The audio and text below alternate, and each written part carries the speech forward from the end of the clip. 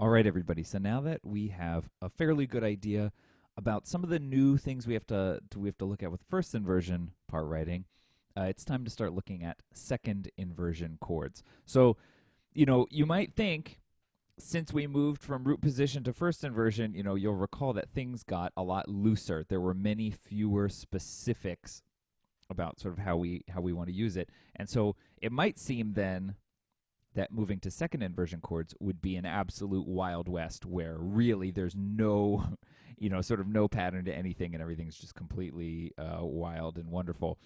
Not so much. It's really interesting. So we sort of find that root position chords are by far the most, are the most structured and have the clearest ways that we want to use them. First inversion chords become much more open and become much more sort of open to interpretation and using in a way that feels appropriate for the moment. But it's weird because second inversion chords actually sort of swing back to being extremely formulaic and used in a really predictable manner. And it's because, as we'll see, they're not stable chords. So there's sort of a like Goldilocks situation where root position chords are a little too stable, so we have to use them carefully. First inversion chords are the right amount of not completely stable but not unstable, so we can use them very freely. And second inversion chords, we are going to actually consider these to be dissonant because of an interval that they contain, and so we have to treat them really carefully. So let's get in there and do some specific talking, and we're actually going to learn two specific kinds of chords today. So let's first just overview here of second inversion part writing. As we said, this is the most specific type of technique that we're actually going to work on here. It's even more specific than root position. You might think, how could it possibly be more specific than root position? But remember that in root position chords, we've already had one example, the deceptive motion from 5 to 6, where we changed our doubling around. And as we go forward, the doubling is going to become slightly less predictable there, but still pretty predictable, especially compared to first inversion. But second inversion chords, because they come with like specific usages, not just a unified sort of inversion identity, but specific uses, they're going to have really clear and connected part writing and functional purposes. So the thing that really stands out with a second inversion chord is that because the fifth of the chord is in the bass, so if we have C, E, G, if it's in second inversion, the fifth is the lowest note. And so we've got fifth, root, third. And while it doesn't sound dissonant in the way that like that sounds dissonant, remember that our conception of what we mean by dissonance is it's a sound that needs to be resolved. And when we hear this chord, and specifically the interval of a fourth above the bass, you can hear that top note does actually, in a subtle way, want to resolve down to a third, for instance.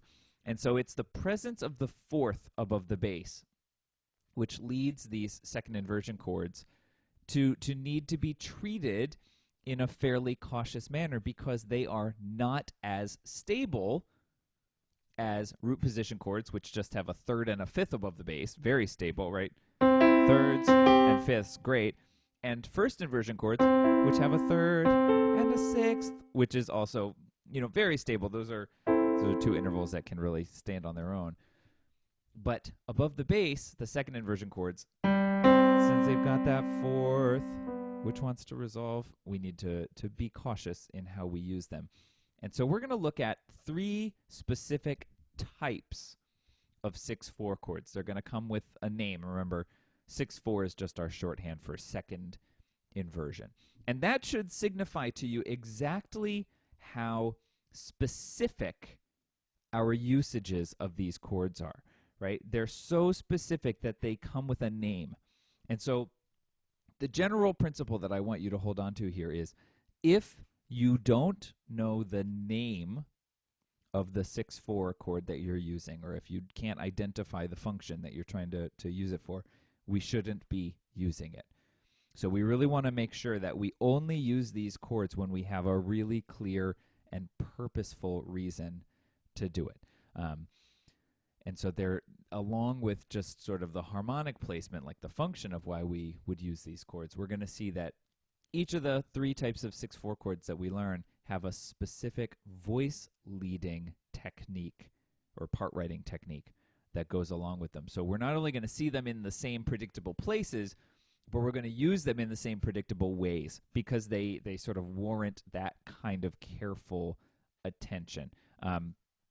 And while they all do have differences, right, because they're specific, they have these different types, one thing that unifies all of the 6/4 chords that we're going to work on here is that we want to always double the bass. So whatever we're doing with these second inversion chords, we are always going to double the bass. And that is critical. That's really, I would say, the foundation of the technique. And if you can start with that, then you'll be on your way. So we're going to always double the bass. And so as we see, since they're closely tied to a functional purpose, we can sort of start to figure out what that function is when we start looking at the names. So let's look at the first one here, which is called the pedal 6/4 chord. Pedal 6/4. So pedal is a term that means something pretty specific in music, and so if you know what pedaling is in music, you'll know how to use this. So we're going to investigate that there. We're going to investigate it here, I'm sorry. So where we would see the pedal 6/4 chord mostly is when we want to elaborate on the tonic chord, on the 1 chord. Because the pedal 6/4 chord is really going to sound like we aren't going anywhere. And so we would often see this most commonly at the very beginning of an idea or at the very end of an idea when we don't really need to be traveling, when we don't need to be in motion. So that's where we're going to see it. And this term of the pedal 6/4 chord, this comes from organs, where if you know anything about organs, you know that there's a bunch of keyboards, and so it can look like there's a lot going on. But what we sometimes don't remember or we can't see is that not only are there sometimes multiple keyboards, or we would call them manuals, but there are also pedals that the organ player plays with their feet. And those are the really, really, really low notes that just sort of, traditionally you would hear an organ in a church or maybe in like a big stadium or something, some huge structure. And those are the notes that kind of make the walls of that structure feel like they're about to just sort of rattle and crumble to the ground. And what often happens is at the beginning and maybe the end of a piece is the organist would just hold down a super low note with their feet and hold that note while they're doing all kinds of other things. So I don't have, obviously, like a real pipe organ here, but if we had sort of one of these, like, just, I don't know even if Zoom can catch that low note, so I'll play it at the octave, but if we just had one of these low notes,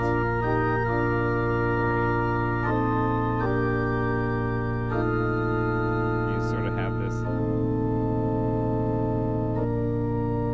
this pedal thing that's hanging around way at the bottom there. Just like if you were driving a car, you'd be, holding your foot on the gas. That's sort of what the pedal comes from. So we're going to see that there's a sustained note here in the pedal 6/4 chord. So if we look at this, we're in B flat major here, and this middle note, this middle chord, we're going to call this the pedal 6/4 chord.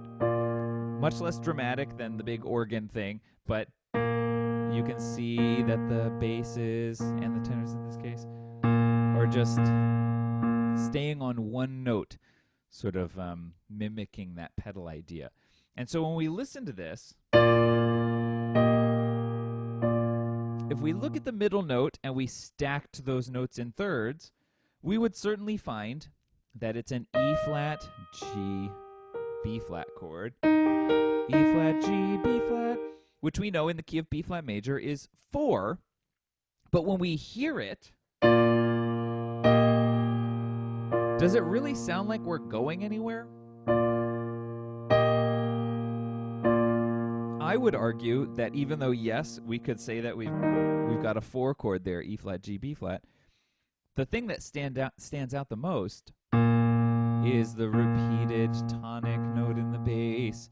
So it really kind of feels like we're actually not leaving the one chord to go to the four chord, but we're elaborating on the one chord. And that's why a big part of the motion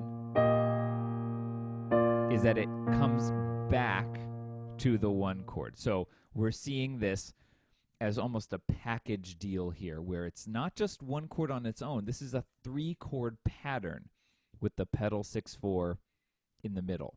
So we said that we're going to double the bass in all 6/4 chords. That's why the bass is B flat and the tenor is also hanging out on B flat. The other voices, the alto voice and the soprano voice, we can see they're just doing some really nice, simple stepwise motion to come back to that one chord. So that's the pedal 6/4. We're really elaborating on tonic by having that repeated, the same bass note 3 times in a row, and the other voices are going to move by step, and it really barely feels like we're changing chords. And that's a big thing about these 6/4 chords. They don't really have an identity on their own, and that's what we mean when we say that they're sort of dissonant, they're unstable, and they're also functionally weak, which is a really interesting thing to talk about. And what that does is it allows me, if I had a melody that went like this, but I don't really want to change chords. I don't want to do, here's my melody. See how much stronger it feels when I go to a root position 4 chord? Here's my melody. Sometimes you might just want to go, here's my melody, ain't it nice? I'm gonna sing it once or twice. That's a little song I just wrote for you, right? But with staying on the pedal 6/4 chord, we're not going anywhere. We can change the harmony by moving to a really weak 4 chord without actually feeling like there's been a big departure. So that's what I mean by weak harmony. All right, so when we come back, we are going to look at the next one of these chords, which is just taking things a notch farther.